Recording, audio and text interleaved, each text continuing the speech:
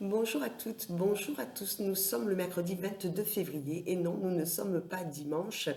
Et je fais cette petite vidéo suite aux réflexions, aux remarques, aux suggestions, aux interrogations récurrentes qui me sont parvenues par le biais de mon adresse mail suite à la capsule du 12 février.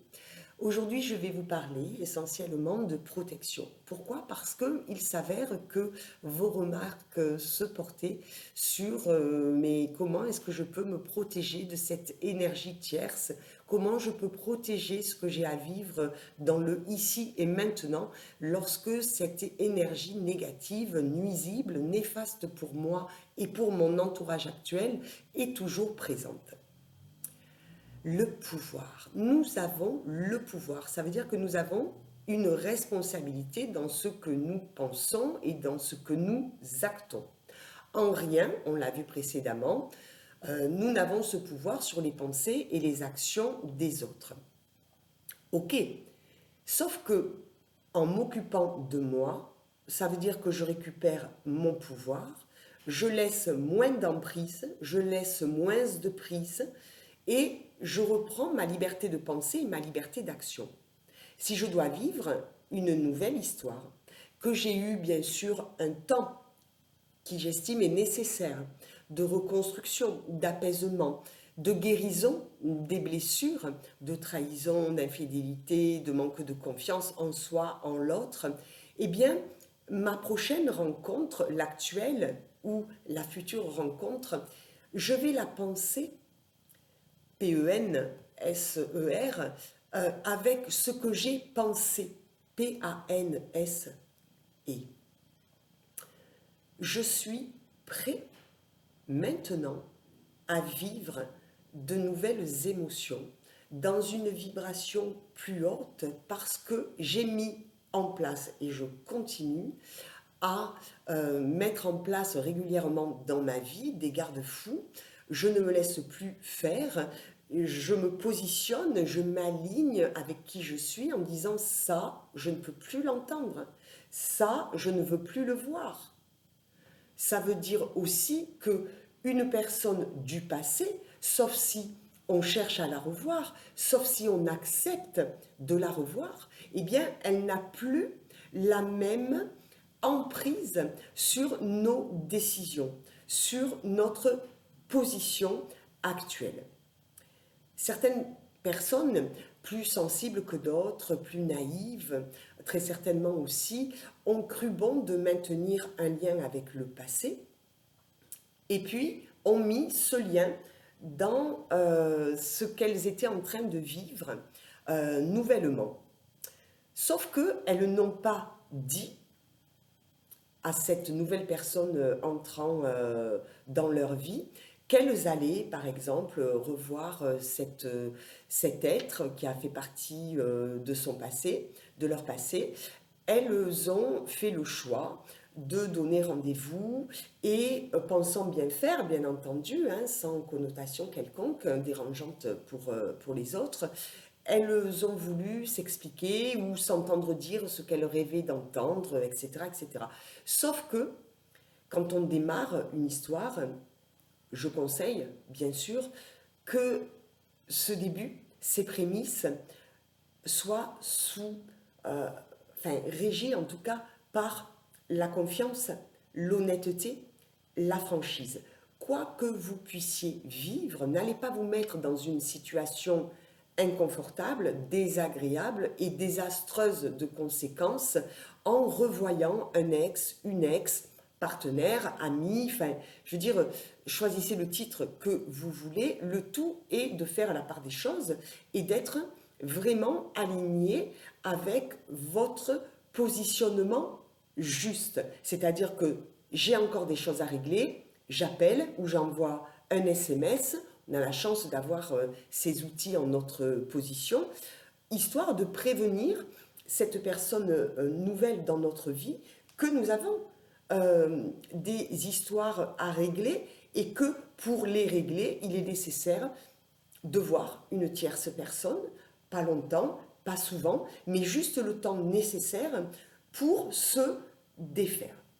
Je conseille également toujours les petits bonhommes allumettes de Jacques Martel. Regardez sur YouTube, il explique très très bien ce système de couper les liens qui sont pas forcément des liens toxiques, mais qui sont toujours des liens d'attachement. Je rappelle qu'un lien d'attachement n'est en rien un lien d'amour. L'amour, c'est la plus haute des vibrations, mais le lien d'attachement, c'est ce qui nous unit les uns aux autres par des émotions.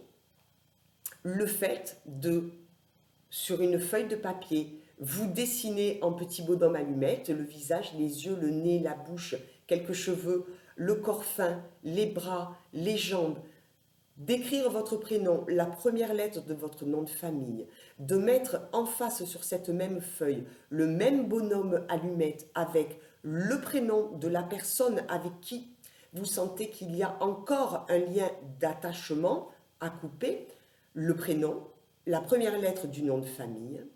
Vous vous entourez vous-même d'un grand halo de lumière avec des petits picots d'expansion de lumière. Ça veut dire que vous vous souhaitez le meilleur pour vous. En face de vous, cet autre, vous l'entourez également d'un cercle de lumière. Vous dessinez les petits picots lumineux, ce qui veut dire que vous souhaitez à cette personne le meilleur. Et vous entourez les deux bonhommes allumettes de cette grande bulle avec l'expansion, les petits picots. Et vous allez relier les 7 centres énergétiques principaux, c'est-à-dire les 7 chakras, qui, de vous à cet autre, vont être reliés par, on va dire, tous les chakras. Le centre énergétique premier, le chakra racine, de vous vers cette personne, et vous dessinez un point et un trait qui relie. Et vous faites la même chose pour les 7 chakras. 6e l'intuition, 7e le chakra coronal. Une fois que cela est fait, vous coupez en deux votre feuille et vous séparez vos feuilles. Ça veut dire que vous avez remis à l'univers ce que vous aviez des difficultés à couper directement. Lorsque l'on fait une demande à l'univers, au cosmos, il n'y a nul besoin d'être dans un dogme, d'être dans une religion. Tout dépend tout simplement de vos croyances. Il y a dans ma clientèle des personnes qui sont athées et qui pourtant vont faire une prière du cœur, de leur cœur, vers la source des sources, vers l'univers, vers ce monde invisible. Et elles sont souvent surprises dans un bon sens par les réponses, par les signes, par les synchronicités qui peuvent leur parvenir suite à leur demande. Vous pouvez donc faire des demandes à l'univers ainsi. Je demande que toutes ces énergies négatives entourant cette situation, autour de ce qui me relie à cet autre, soient transmutées en de merveilleuses énergies positives. Merci. On remercie par politesse, on remercie parce qu'on a fait cette demande à l'univers, et on remercie aussi parce que c'est une façon de dire « j'acte aujourd'hui cette demande » et on rajoute que cela soit et cela est pour mon bien et pour le bien de tous. Se protéger, c'est aussi une façon de vivre ce que l'on a à vivre sans interaction, sans gêne, sans avoir le poids de ce qui a été. Ça veut dire que forcément on s'allège. Donc je demande que toutes les énergies saturées, tout ce que j'ai vu, tout ce que j'ai entendu, soit transmuté par la source des sources ou ne soit plus, et vous vous lavez les mains du bout des doigts jusqu'après les coudes dans l'eau froide, été comme hiver. Vous pouvez également prendre un bain de pied avec du gros sel si vous n'avez pas la possibilité d'aller nager ou vous tremper dans la mer ou dans l'océan. Une fois que vous avez rempli votre bassine de gros sel, vous mettez les pieds dedans, vous restez une dizaine de minutes, vous allez voir que les énergies saturées, notamment la fatigue, vont disparaître. C'est un rituel que vous pouvez mettre en place, pourquoi pas une fois par mois. Vous jetez après votre eau dans les toilettes, vous tirez la chasse, c'est fini. C'est une énergie sans cesse renouvelable. On se protège aussi en augmentant son taux vibratoire. La plus haute des vibrations, c'est la vibration d'amour. Ça veut dire que l'on n'est jamais médisant, l'on n'est jamais dans le jugement. On est toujours dans une attitude et un comportement le plus aligné possible avec notre être, le plus juste possible. Nous sommes faits de parts d'ombre et de parts de lumière, et dans ces parts d'ombre qui souvent sont mises face à nous, c'est uniquement dans justement une interaction avec le monde extérieur pour nous faire travailler sur ces parts d'ombre qui pourraient représenter donc nos défauts ou nos imperfections. Donc on ne se manifeste pas autre chose que de la bienveillance et l'on apprend bien sûr à travailler ces travers.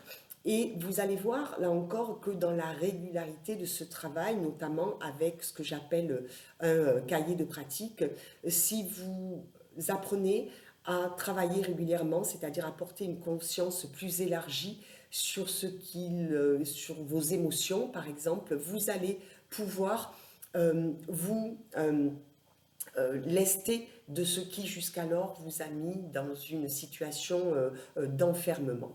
Récupérer son pouvoir, c'est aussi se dire, voilà ce que je ne veux plus vivre, je le conscientise, et voilà ce que je rêve de vivre. Alors il y a des rêves qui restent des rêves, ce sont souvent des fantasmes, et il y a des rêves, bien sûr, dont que nous avons envie de voir se matérialiser. Et des fois, on s'imagine que c'est impossible parce que justement, on a encore le goût amer de la trahison.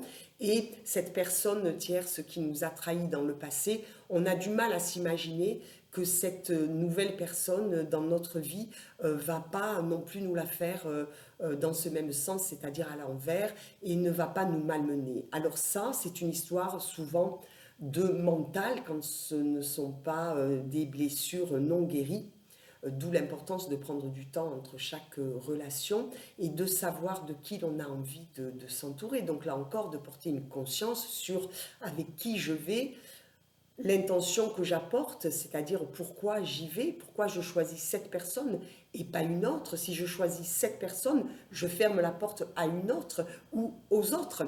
Hein? Après, c'est une question aussi de dimension de votre être et de ce que vous avez envie de nourrir, d'alimenter et d'entretenir dans votre relation, parce que l'amour se construit, mais il s'entretient aussi. Et on a beau être loyal, on a beau être fidèle, il est bien évident que si l'on vit une histoire qui fut une histoire d'amour auparavant et qui ne l'est plus, où on a la possibilité de communiquer librement, ouvertement avec cet autre, où on n'a pas la possibilité de le faire parce que l'autre est taiseux, l'autre n'a pas envie d'entendre, l'autre vous communique une peur, donc va avoir tendance à fuir les conversations, la communication, voire les conflits, parce qu'il peut s'imaginer aussi qu'une communication qui ne serait pas bienveillante, qui serait sur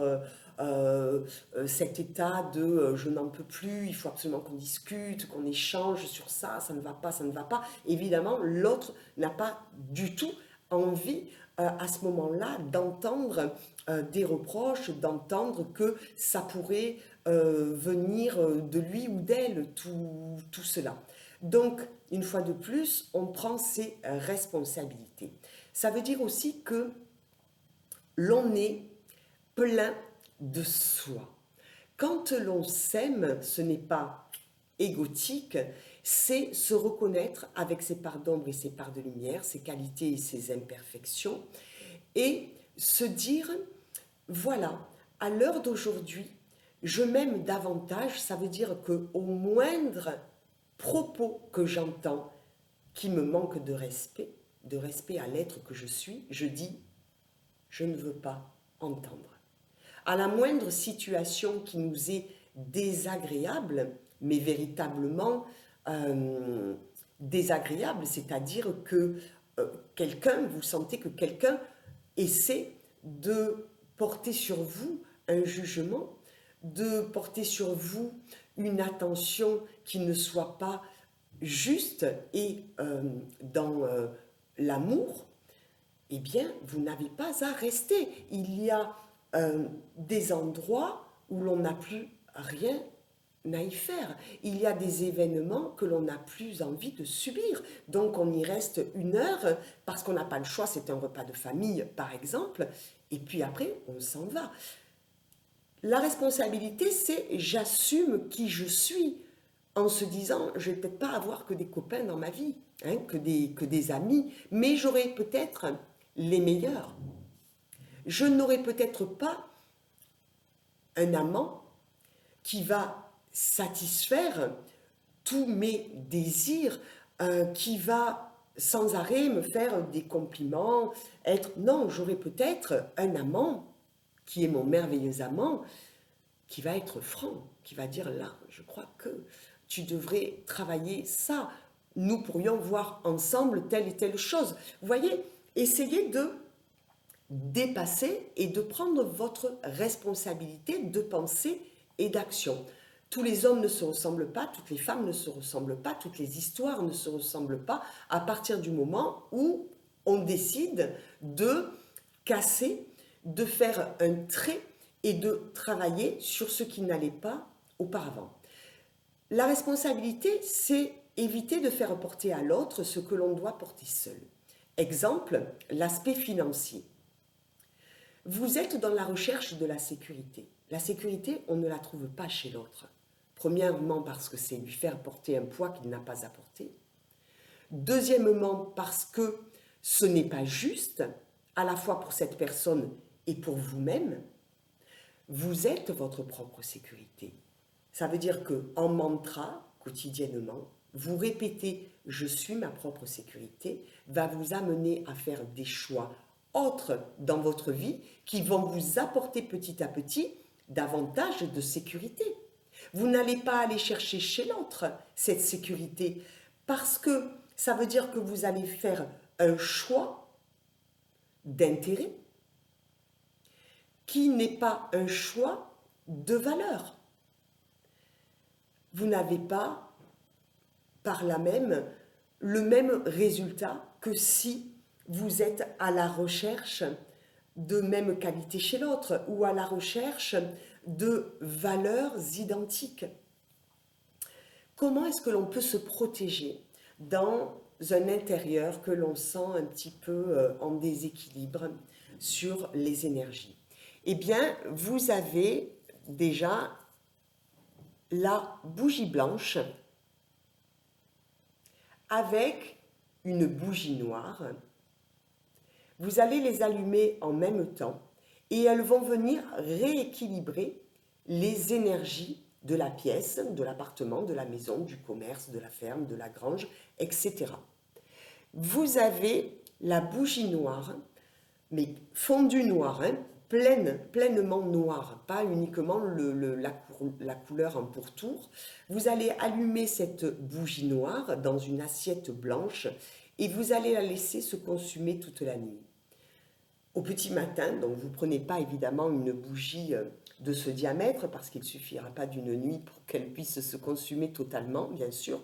Vous prenez juste une bougie comme un cierge, vous pouvez commander cela sur un site sur internet ou dans une librairie ésotérique.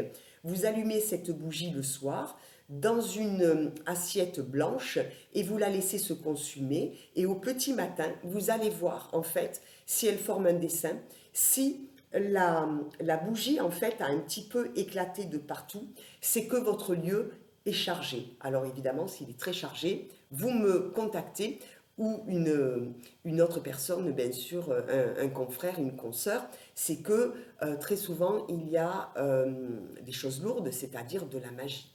Alors, la magie, pour faire de la magie blanche, s'il y a la magie blanche, il y a la magie noire.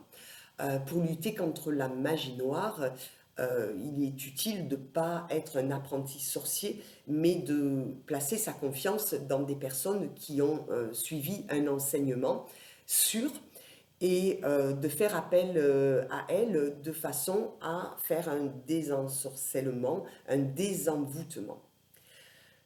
Il y a également le charbon, il y a le palo santo et il y a la sauge.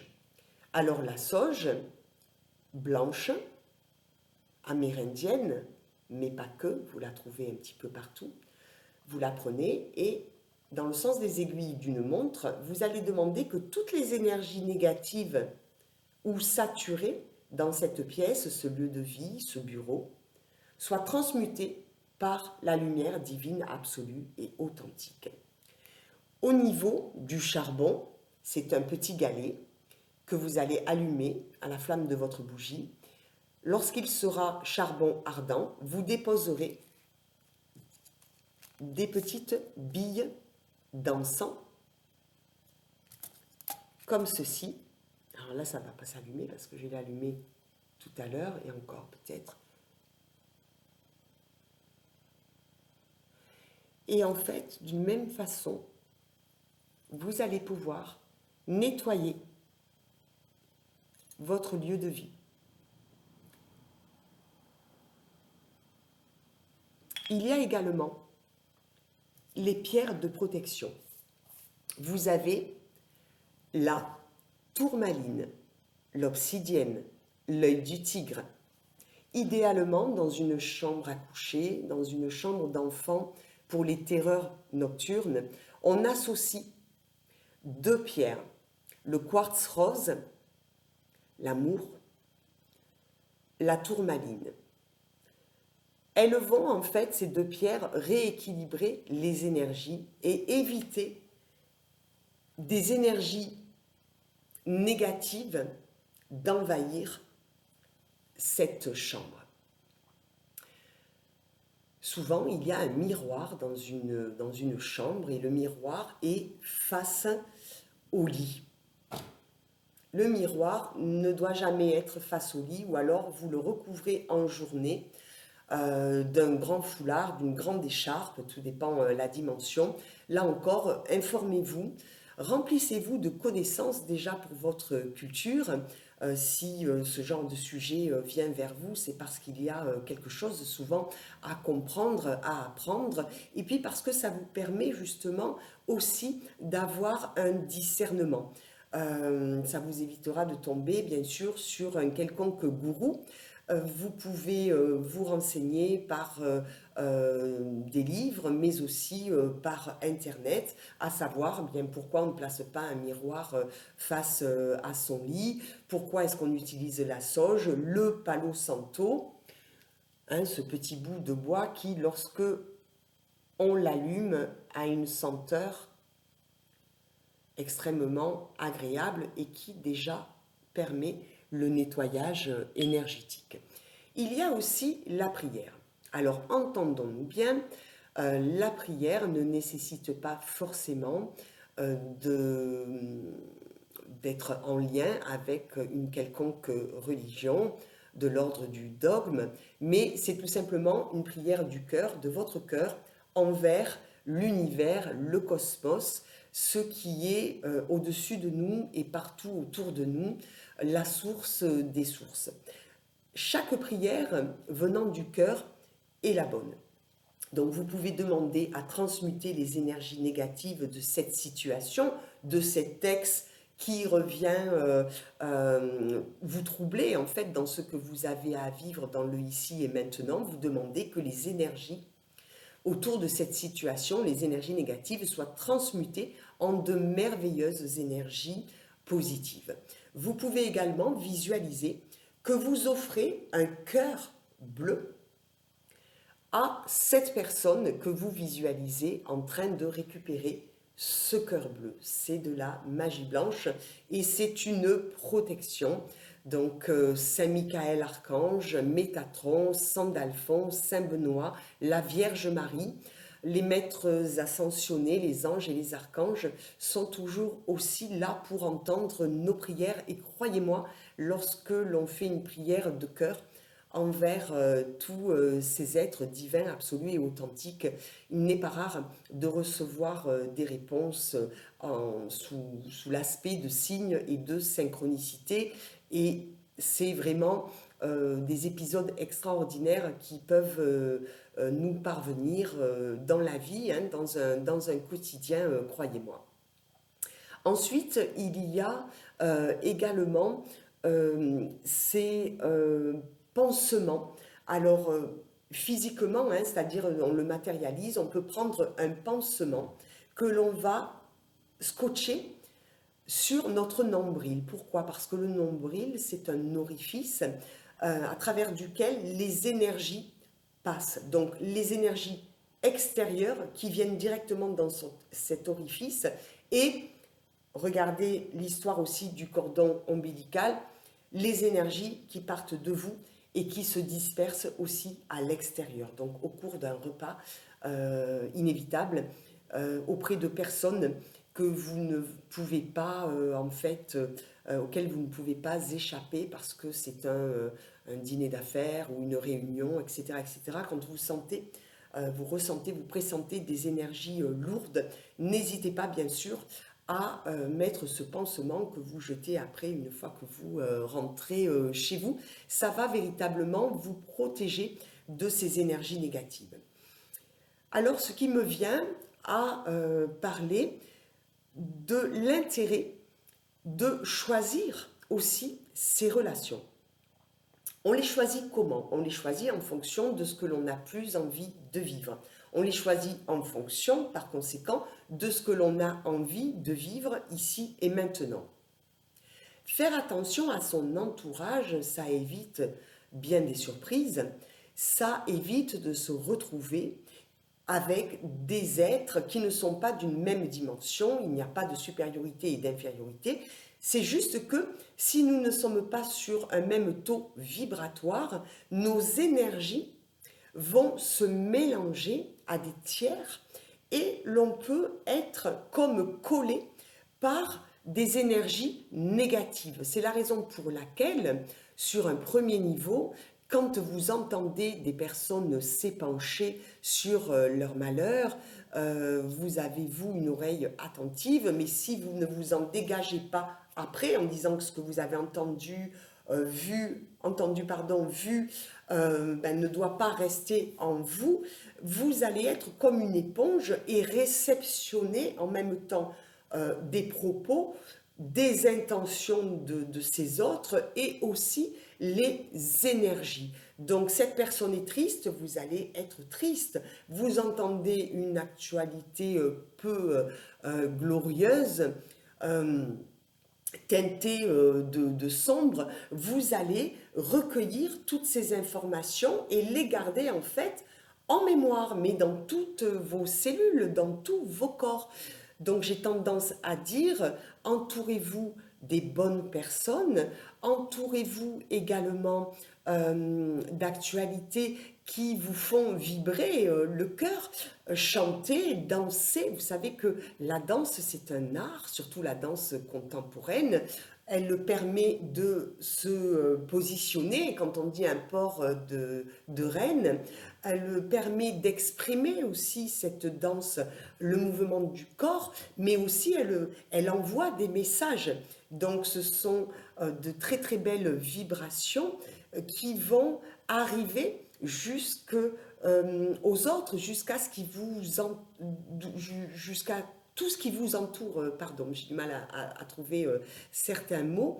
Donc, faites bien attention auprès de qui vous vous exprimez, ce que vous dites aussi, parce qu'il y a des personnes qui vont vouloir vous connaître, vont vous faire passer un véritable entretien, mais parce qu'elles en ont besoin pour être rassurées sur votre nature, sur votre intention, sur qui vous êtes. Restez authentique, bien sûr, on ne peut pas être entouré que d'amis, hein.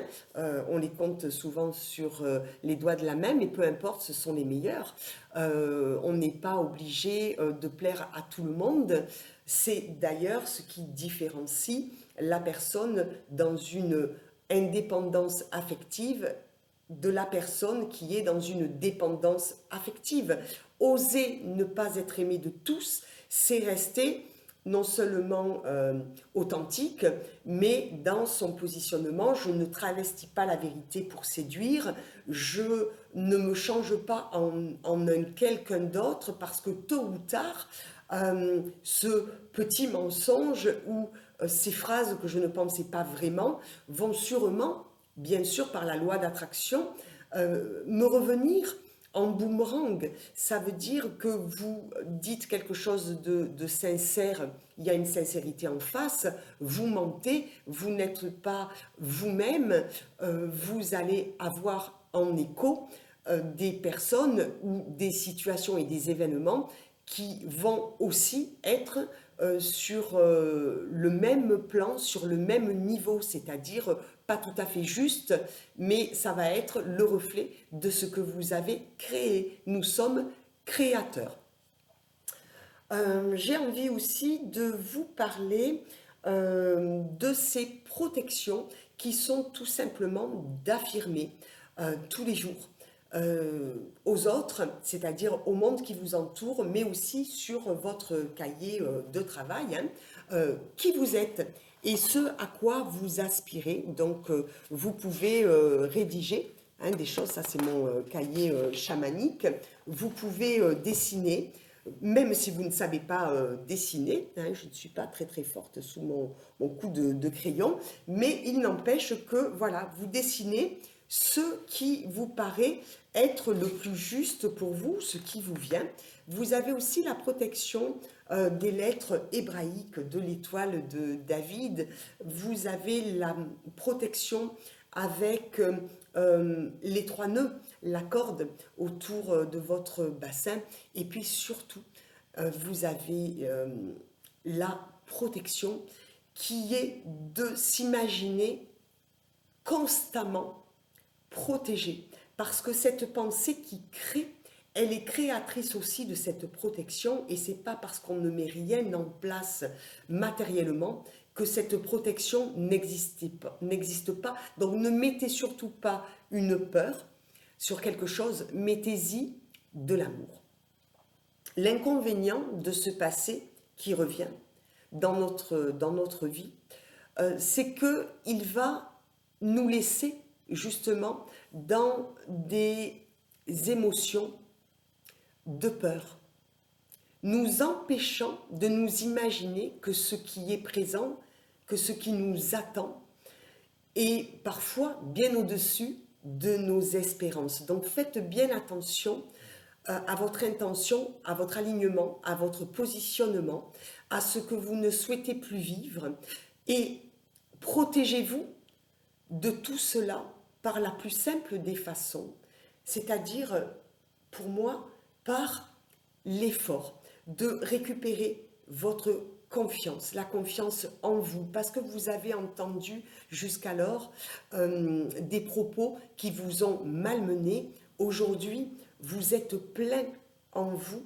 de cet amour, de cette assurance, même si vous n'êtes pas en tout domaine confiant, vous pouvez malgré tout vous faire confiance sur certains points, et ça vous le savez.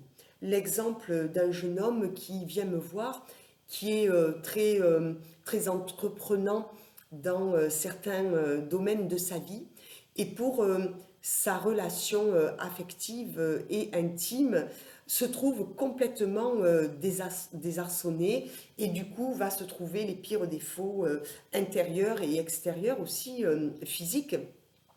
À cela, je réponds, levez-vous et effectuez 10 pompes devant moi. Alors au départ, un peu sceptique et avec un sourire, il s'exécute et il me demande pourquoi cet exercice. Et je lui réponds tout simplement que c'est utile, cet effort, cette détermination de se dépasser. Quand on a le goût à l'effort, on est sur la régularité, sur l'endurance, on est sur le dépassement. C'est-à-dire que pour lui, ce peut être facile, pour d'autres, 5 pompes, c'est mieux, pour d'autres encore, ça sera sur un autre exercice. Peu importe, en général, ce que je choisis tombe pile. Merci les canalisations. Donc ces 10 pompes, ça prouve à cette personne que elle est dans la capacité de les faire, elle peut obtenir ce goût à l'effort et que la discipline, la persévérance, la rigueur vont aussi lui permettre d'écrire qu'il se félicite d'avoir fait cette action, d'avoir dépassé. Il va se féliciter tous les jours en se congratulant d'avoir dépassé les 3 kilomètres en marchant. Pour ceux qui ne peuvent pas faire d'activité physique, il y a tout simplement la respiration. J'inspire l'amour, j'expire les peurs. Vous allez voir que cette respiration inversée vous permet d'avoir une plaquette abdominale en béton. C'est un exercice de yoga, donc ça vous fait du bien à l'âme, à l'esprit. Ça chasse le mental de toutes ces idées malveillante, j'ai envie de dire, de sabotage. Hein. Cette situation n'est pas pour toi, ce changement est impossible, tu ne pourras jamais arriver à séduire cette personne, ou tu ne mérites pas d'être avec cet être-là.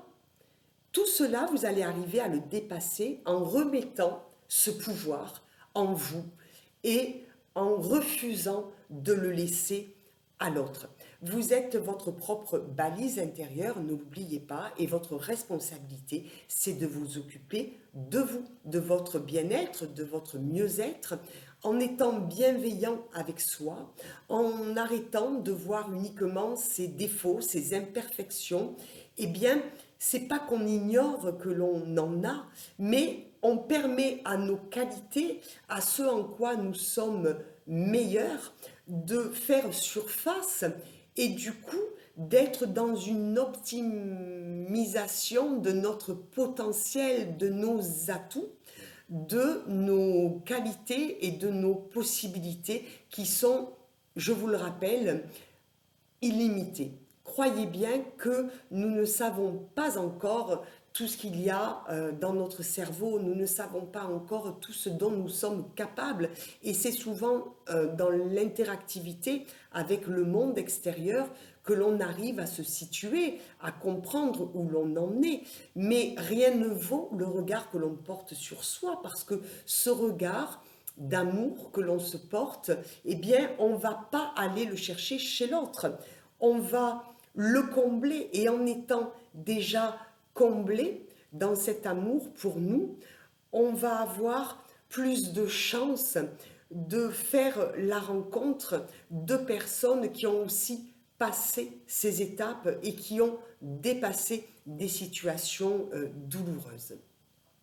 La protection, c'est aussi se dire que il y a au-dessus de nous, tout autour de nous, des forces invisibles et qu'il suffit de demander avec le cœur que ce chemin soit davantage éclairé, que cette situation puisse se transformer avec des émotions moins lourdes à porter. C'est demander à ce que la gestion de ces émotions soit plus fluide. C'est oser aussi se faire accompagner, se faire aider. C'est aussi travailler par l'intermédiaire des autres. Vous savez que l'on projette cet autre qui nous ennuie, qui revient dans notre vie, va projeter ses peurs, va projeter ses impossibilités. Donc, on ne rejette pas tout. Ça peut aussi nous servir à travailler sur nous-mêmes, ces parts un peu plus sombres que ces parts de lumière, de façon à ce que nous puissions évoluer constamment. Mais je le répète, d'une manière primordiale, il est nécessaire de se réserver la meilleure des places parce que ça n'enlève rien aux autres puisqu'on demande que tout cela soit fait, réalisé pour notre bien et pour le bien de tous. Je vais à présent tirer les cartes du tarot divinatoire que voici, de Juliette Sharman Burke. Alors le tarot, j'insiste sur le fait que ça s'apprend. Autant on peut avoir une vision oraculaire. Cette vision oraculaire, c'est une façon qu'a le médium, le voyant, de positionner son regard de façon à chasser le mental, à chasser les pensées et à faire appel justement à son intuition, premièrement, et puis à tout ce qu'il peut canaliser depuis ses forces qui nous dépassent et qui sont dans l'invisible. Donc j'ai tiré, voilà, mes 3 cartes. Il me vient que c'est un tirage, bon alors c'est un tirage général bien sûr, il ne pourra pas correspondre à tout le monde. Vous transposez le genre et puis vous adaptez à la situation que vous pouvez vivre.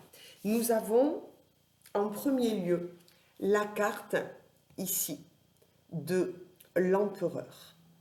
Alors si l'impératrice représente la mère, l'empereur représente le père. L'empereur est décrit comme une figure puissante, influente.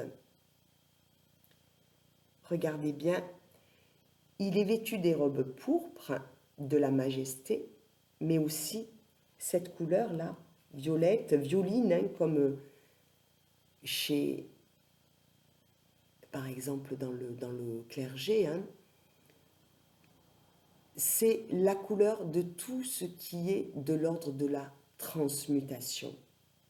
Alors, qu'est-ce qu'il nous dit, cet empereur? Il nous dit qu'en fait, lorsque cette carte apparaît dans un tirage, cela signifie qu'il est temps pour vous de prendre le contrôle matériel de votre monde. Cela peut, bien sûr, vouloir dire, alors je la mets bien, regardez bien quand même tous les symboles, hein. Cela peut consister, par exemple, à changer de travail, à changer de situation. Cela peut vouloir dire qu'il est temps d'aménager ailleurs, d'acheter pourquoi pas une maison, de déménager. L'empereur évoque l'énergie qui est reprise pour réaliser ces changements ou pour réaliser des idées dans la réalité concrète.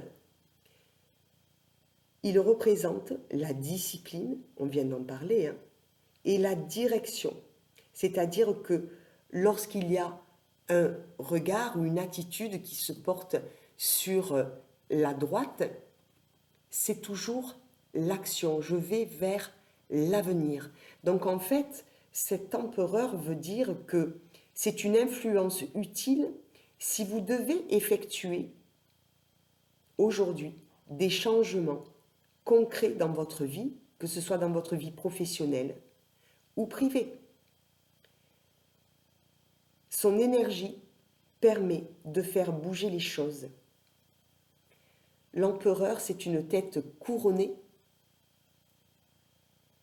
Il y a un aigle ici, hein, qui est justement le symbole de la distance, du recul. C'est l'oiseau qui vole le plus haut. Donc aujourd'hui arrive dans votre vie ces changements. Le 10 d'épée. Alors, le 10 d'épée, on voit un homme à terre, dans son dos, 10 épées. Le dos, bien sûr, puisque ce n'est pas face à lui, c'est tout ce qui est trahison, la tombée des masques. C'est-à-dire que vous êtes dans une période où vous réalisez que ce que vous avez cru être n'est plus, que ce que vous pensiez peut-être comme étant une situation saine est en fait une situation pas du tout correspondant à quelque chose de bienveillant, de pur, de sain. Mais regardez bien, plus loin, on voit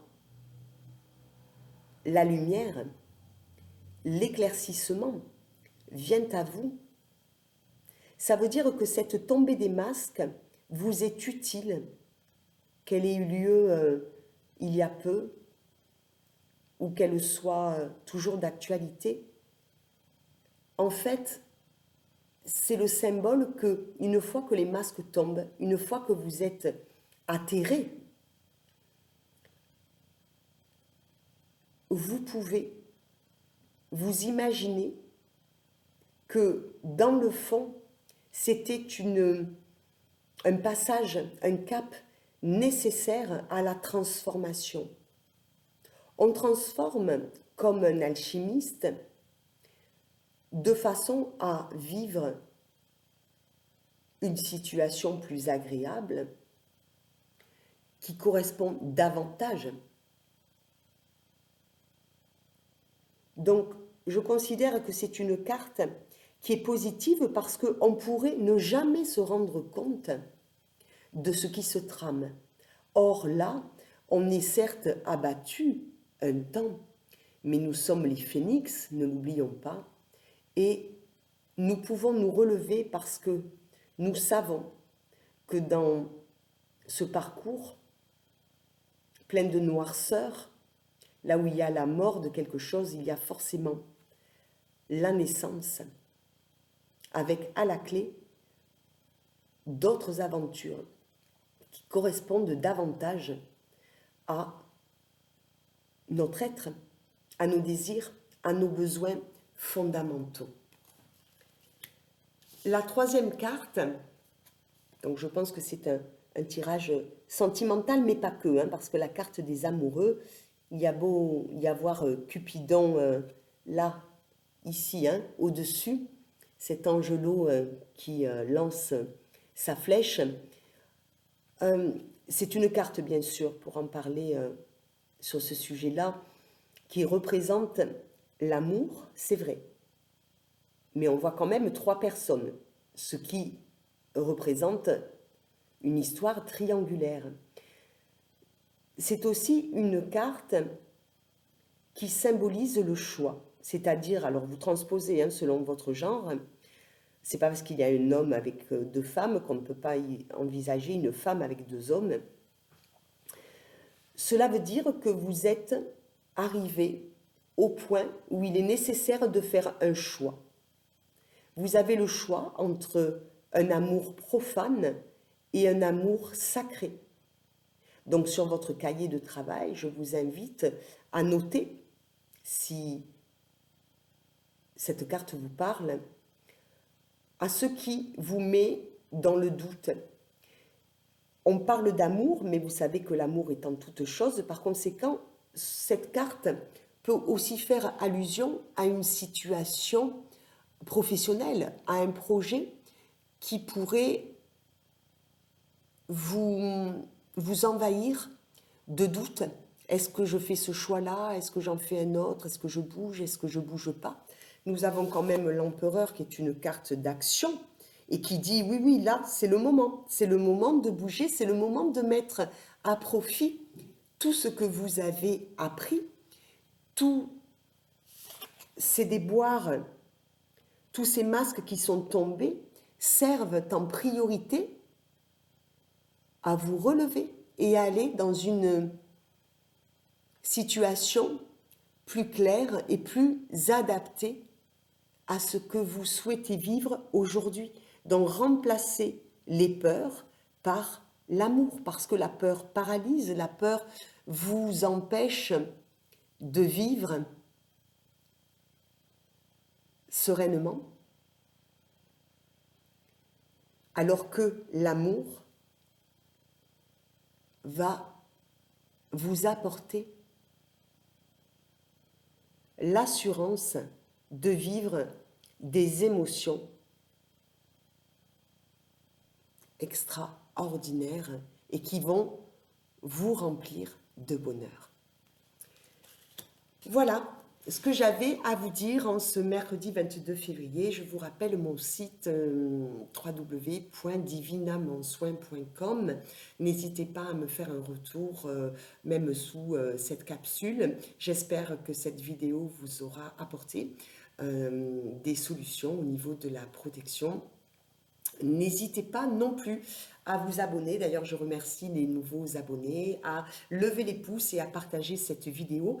Et aussi à regarder les écrits que je peux retracer sous chacune de mes vidéos parce que elles sont des canalisations dont je vous fais part et elles sont des compléments d'informations, je pense, utiles à tout ce qui aura été vu pendant la vidéo.